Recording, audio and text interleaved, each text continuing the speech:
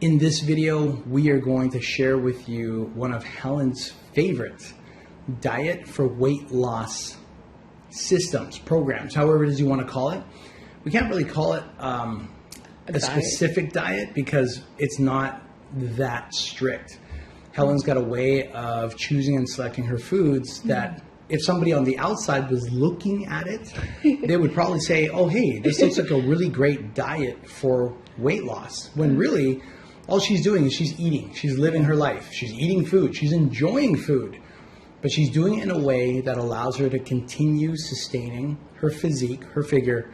So whether she wants to go on stage and compete in the next bikini competition show, or she wants to jump in front of a photo shoot or get into a photo shoot for posters and videos and content she wants to produce, or she just wants to look fantastic at the next outing and event that she goes to with her friends or family, Helen knows how to get ready and how to look her best. And she wants to share that with you today. Thank you, Coach Alan. You're welcome. Like you said, I don't do keto. No keto. No keto. Nothing wrong with keto. She just doesn't do keto. People in keto, they restrict themselves from certain food. I eat all types of food. I just make better choices on certain food that help me keep my muscles, joints, everything in my body healthy so they can function better. I can move better, work out better, recover better. So I'm going to share the 5 food in my diet that help me maintain my body on stage and off stage. The first food that is high in protein. You see that most of the problems for ladies when they want to lose weight is they don't eat too much or they focus on too much carb and not on protein. So I find that instead of focus on carb, I focus on more calories and good quality protein. Good quality protein, yeah, I agree. That's super important because if you're trying to build or sustain muscle, your body actually requires a certain amount of grams of protein per day to either sustain the muscle you have now or to help you increase the amount of lean muscle tissue that's in your body. And if you lack protein, then all the workouts, all the cardio, all the diet plans, everything that you could possibly think of, for most people, the lack of protein equals the lack of results. So the first thing you want to make sure is that you have that organic building block that helps you build muscle, that you have it sufficiently in your daily intake to make sure that you're either sustaining your amazing muscles or you're sustaining and growing new lean muscles at the same time. That's exactly. And then second item in the diet for weight loss is more fibers. More fiber. Tell us why there's more fiber required in the diet, Ms. Fong. For one, most of the fiber that I find from food are from mostly vegetable and fruits.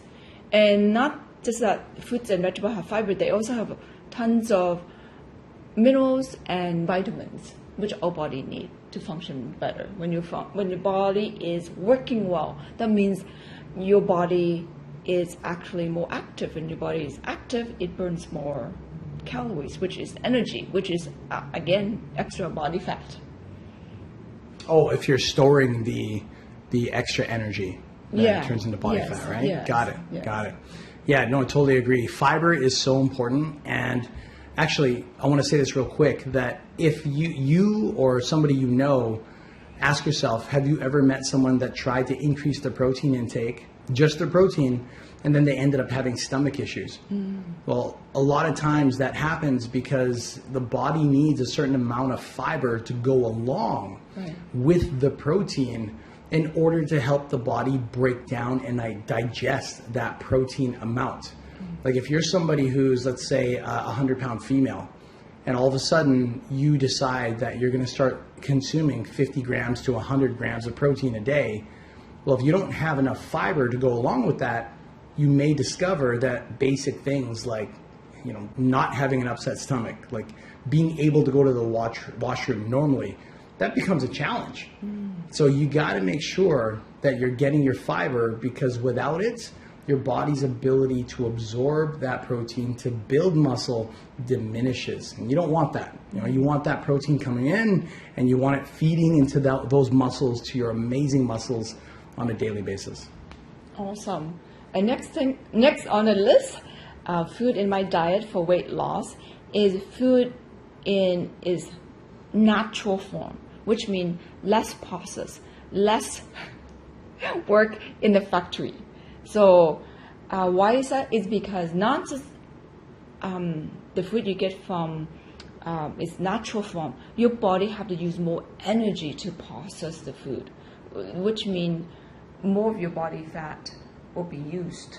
You see, when you, for example, if you eat an orange by itself, right, or versus orange juice, how much energy does it really take you or your body to process the juice, versus if you have to cut the orange and eat the orange slice by slice?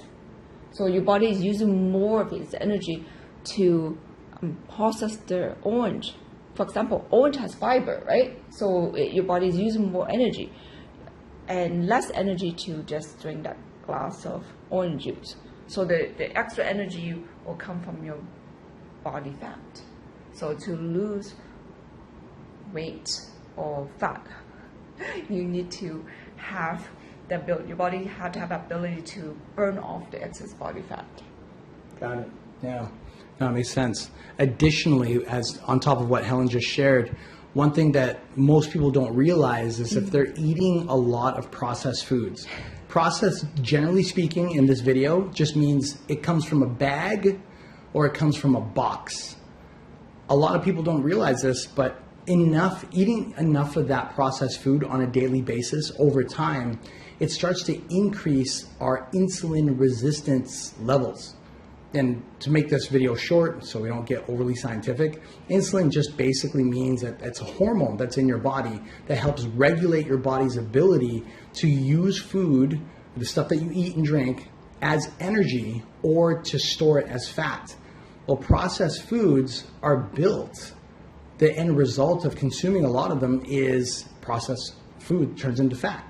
It turns into fat so fast that a lot of times we don't even get a chance to burn it as a fuel source for energy. And even worse, if you have enough of that processed food, then your body ends up staying hungry. I mean, haven't you ever had that before, where you had a burger, a big thing of pasta, a load of rice, or whatever it is that you had, big bag of chips? No matter how much you end up eating, even when you're full, 5, 10, 15, 20 minutes later, your brain starts going, hey, wait, I still want to eat. I'm hungry. Why am I hungry? I just stuffed my face. Why am I so hungry? Well, that's because your body is in a state of insulin resistance. So that means in order to switch that, so your body starts using the food as a fuel source, you want to start doing what Helen just mentioned, which is going more towards organic type of foods. Get more fruits. Get more vegetables, not the ones that are bagged, the ones that are in the produce section. Bake with them, cook with them, turn them into shakes, utilize them as much as you possibly can. These days, even for our own clients, when they're consuming protein powder, in many cases, we actually recommend them to chop an apple and a carrot and to blend that with the protein. And that actually helps them absorb their protein better, and it helps them with their digestion, because previously some of them would complain that they ended up having an upset stomach from consuming protein. And all of a sudden that problem goes away. Now again, as always, we're not medical professionals, we're not doctors, we're not nutritionists, we're not giving you medical advice. However, we are sharing with you what's worked really well for us and continues to, so you can find what works best for you as well. Yeah. That's exactly what it is. Just the food that work for us, and even off and on stage. Right. Okay. Fourth item in my diet for weight transformation is food that are high in water content. Food that's high in water content. Tell us a little bit more about that. Well, if you're having protein, fiber, and natural food, your body need water to process them. Just imagine if you're making a smoothie, you don't put any liquid in that blender, what's going to happen? Blah,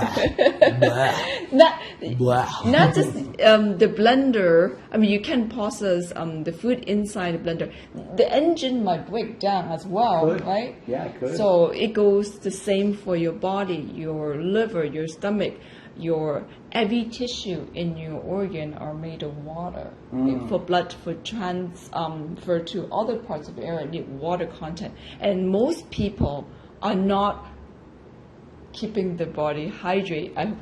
Or keeping your body hydrated, but it's also in addition to the water, but have food that's highly water. Rich. Yeah, it is actually good for you, right? So Right. the extra water is also good because nice looking skin. Nice looking. Who doesn't want nicer looking skin, right? Yeah, so you have water content, you have the nutrients, you have the vitamins, and you have the fiber.